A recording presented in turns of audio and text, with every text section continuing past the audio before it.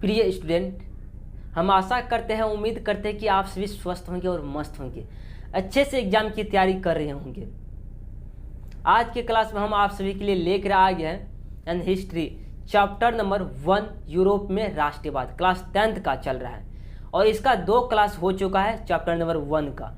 यदि अभी तक आप उन क्लास को नहीं देखे हैं तो जा करके देख सकते हैं, हमने बहुत बेहतरीन तरीक़ा से पढ़ा किए हैं। अभी तक आपने उन क्लासों को नहीं पढ़े हैं, जा करके देख सकते हैं और पढ़ सकते हैं, बेहतरीन तरीक़ा से लाभ उठा सकते हैं।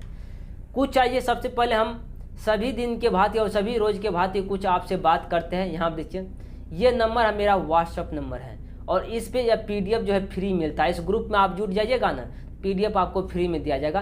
किसी रुपया पैसा, एक भी रुपया पैसा नहीं लगता, फ्री मिलेगा PDF। आपको किसी भी प्रकार की दिक्कत या समस्या का सामना नहीं करना पड़ेगा। बात रहा यह चैप्टर नंबर 1 चल रहा है, यानी यूरोप में राष्ट्रवाद। हमने इतिहास क्या है इनके बारे में आपको जानकारी दिए थे और यहाँ तक हमने पहुँचे थे। इतिहास क्या चीज़ है, अतीत का अध्ययन इतिहास कहलाता है। इतिहास का मतलब क्या है, इतिहास का जनक हेरोडोटस को कहा जाता है। इनके बारे में, राष्ट्रवाद क्या है इनके बारे में बता दिए थे। राष्ट्रवाद का विकास कैसे हुआ, इन सब बारे में हमने बता दिए। 1789 ईस्वी की क्रांति के बारे में हमने बता दिए। यहाँ तक हमने बता दिए थे एक बेहतरीन तरीका से आपको। अब देखिए, यहाँ पे कुछ अधिकार के बारे में बता दिए थे। यहाँ देखिए, सामंतवाद क्या है, मध्यम वर्ग से क्या समझते हैं, सरबराह वर्ग से आप क्या समझते हैं, समाज के साम्राज्यवाद क्या है, इन सभी के बारे में हमने जानकारी दिए थे। और नेपोलियन बोनापार्ट की जन्म कब हुआ था, इन सब के बारे में हम विशेष आपको जानकारी दिए थे पिछले क्लास में। लेकिन हमने इन क्लासों के बारे में यहाँ से हम स्टार्ट करेंगे। आज के क्लास यहाँ से स्टार्ट होगा एक बेहतरीन तरीका से। आप लेकिन हमसे ये वादा कीजिए कि इन क्लासों को पूरा देखने का प्रयास करिएगा। यदि आपको अच्छा लगे तो ही इन क्लासों को आगे भेजने का प्रयास करिएगा, अन्यथा नहीं। पहले आप मन को स्थिर करके, दिमाग को शांत करके बैठ जाइए और इसको समझने का प्रयास करिए। हम जो कुछ भी बोलते हैं उन्हें केवल आप सुनने का प्रयास करिए। आंख और कान आपका इस समय खुला हुआ रहना चाहिए, नहीं तो मोबाइल देख रहे हैं इधर, कि ध्यान कहीं और दुनिया में मग्न है, फिर दिक्कत होगा आगे चल के, बहुत ही परेशानी आएंगे आपको। इसलिए मैं कहता हूं आपसे कि आप सभी मन लगा करके पढ़िए और अपने सपना को पूरा करने का प्रयास कीजिए।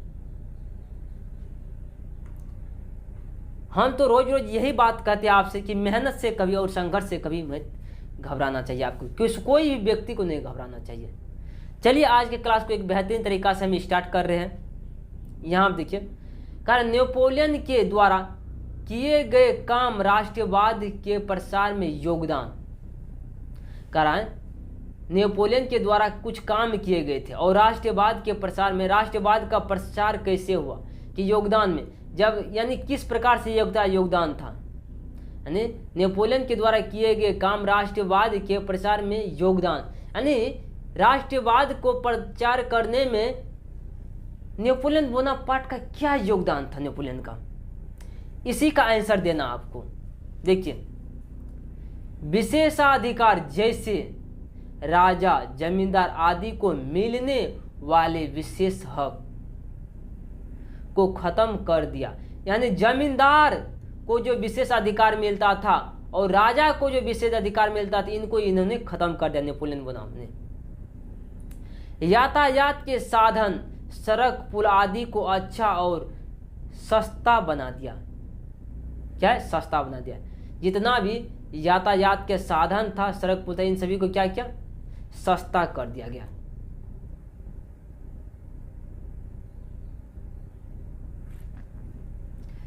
संसार व्यवस्था, चिट्ठी पत्र खबर पहुंचाने की सुविधा को बेहतर और आसान बना दिया। पहले जमाना, आज ना मोबाइल है कि फोन लगाते हेलो हो गया, लेकिन पहले जमाने में चिट्ठी पत्र चलता था। एक दूसरे को संदेश भेजते थे तो चिट्ठी लिख करके भेजते थे एक जगह से दूसरे जगह, यानी उसी को यह क्या क्या आसान और बेहतर बनाया नेपोलियन बोनापार्ट ने। अमीर और गरीबी के बीच अधिक समानता को कम करने की असमानता। देखिए, जब यह नहीं था शासक नेपोलियन बोनापार्ट, यानी पहले जो था अमीर और गरीबी में असमानता था, उनको यह क्या कम करने की कोशिश की। जमींदारी और समानती व्यवस्था को खत्म कर दिया। क्या क्या? जमींदारी और समानती व्यवस्था को क्या क्या खत्म कर दिया। जमींदारी जिसके पास ज्यादा जमीन है, समानती व्यवस्था आप जानते हैं ज्यादा धनिक बन के आदमी है। सभी नागरिकों के लिए एक जैसा कानून बनाया। नेपोलियन बोनापार्ट का नहीं चलेगा, सभी के लिए इसने क्या किया? एक जैसा कानून बना दिया। शिक्षा व्यवस्था में सुधार किया ताकि हर कोई पढ़ लिख सके। शिक्षा व्यवस्था में क्या सुधार किया? ताकि हर व्यक्ति, हर बच्चा शिक्षा ग्रहण कर सके। ठीक, नेपोलियन बोनापार्ट का क्या क्या व्यवस्था था, आपने इस बारे में जानकारी आपको प्राप्त हुआ? फिर से एक बार देखिए। इसने विशेष अधिकार यानी राजा और जमींदार आदि को मिलने वाले हक को खत्म कर दिया। यातायात के साधन, सड़क, पुल आदि को अच्छा और सस्ता बना दिया। ठीक, संचार व्यवस्था, चिट्ठी पत्र को बेहतर और आसान बना दिया। चिट्ठी पत्र जो संदेश पहुंचाता था एक जगह से, उनको बेहतर कर दिया। पहले गरीबी और अमीरी में जो असमानताएं थी उसको कम करने का इन्होंने कोशिश किया नेपोलियन ने। और जमींदारी और समानती व्यवस्था को तो जड़ से ही खत्म कर दिया इन्होंने। इसका बहुत बड़ा योगदान रहा। सभी नागरिकों को एक जैसा कानून बनाया। सभी नागरिकों के लिए क्या क्या? एक जैसा कानून बनाया। शिक्षा व्यवस्था में सुधार किया ताकि हर व्यक्ति, हर व्यक्ति का बच्चे जो हो पढ़ सके, लिख सके। अब यहां पे देखिए, राष्ट्रवाद के विकास में सहायक तत्व कह रहा है। राष्ट्रवाद के विकास में सहायक तत्व को आपको बताना है। समाज में समांत और कुलीन वर्ग से का ज्यादा प्रभाव होना, वर्ग का मध्यम वर्ग जैसे व्यापारी, शिक्षक, छोटे उद्योगपति का उभारना, नुक्कड़ नाटक, ड्रामा और खेलों के जरिए लोगों को जागरूक करना, इसे ही रोमांतीवाद कहा जाता है।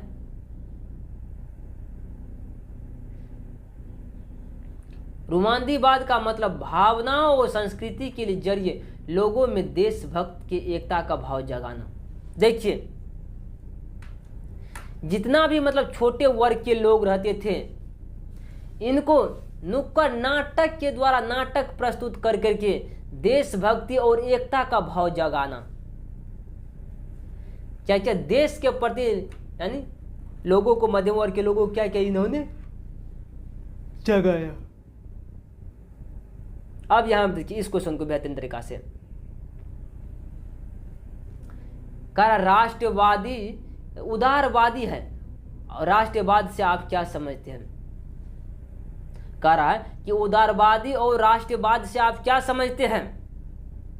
उदारवादी राष्ट्रवाद एक ऐसी सोच थी जिसमें समाज में सबको समान अधिकार देने की बात की जाती थी, और यह लोग चाहते थे कि गरीबों को भी आगे बढ़ने का मौका मिले। मतलब उदारवादी और राष्ट्रवाद का एक ऐसी सोच थी जिसमें समाज के सभी लोगों को समान अधिकार देने की बात की गई थी इसमें, और यह लोग चाहते थे कि गरीबों को भी, यानी उदारवादी और राष्ट्रवादी लोग चाहते थे कि गरीबों को भी आगे बढ़ने का मौका मिले। क्या? गरीबों को भी क्या मिले? मौका मिले। अब यहां देखिए, कह रहा उदारवादी राष्ट्रवाद के मुख्य विचार। उदारवादी राष्ट्रवाद के क्या कर मुख्य विचार को देखेंगे।